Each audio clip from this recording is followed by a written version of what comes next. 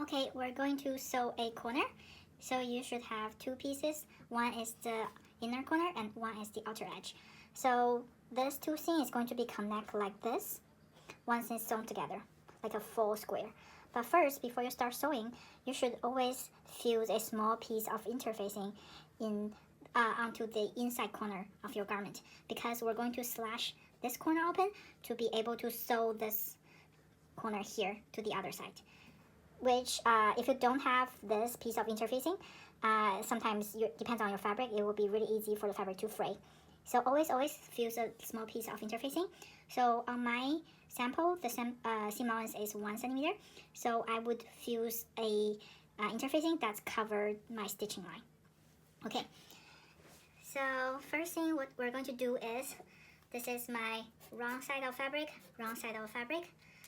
I'm going to put right side to right side together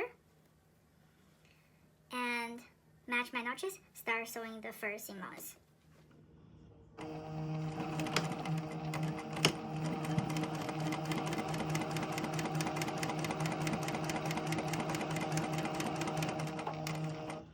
Once you're almost reaching the corner, you're going to, with your needle in, you're going to turn your fabric slightly, use your scissor to cut into the corner. So the two seam allowance joins at this point on my fabric. That's my joining point, and I'm going to cut only the inside corner to almost to the stitching line, but you still need to leave like 1 to 2 millimeter space, like this. Only this piece.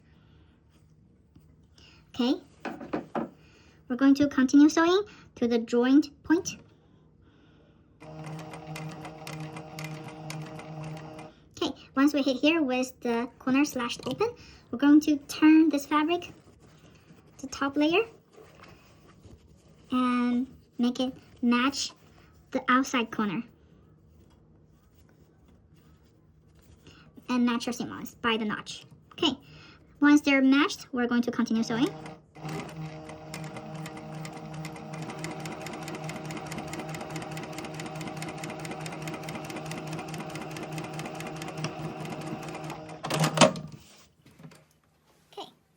Now I'm done. You can see it looks like this from the right side of your fabric, and it looks like this from the wrong side of the fabric, and it looks like this at the corner. So with the fusing stable the fabric won't fray, and your outside corner and inside corner should be securely joined together here.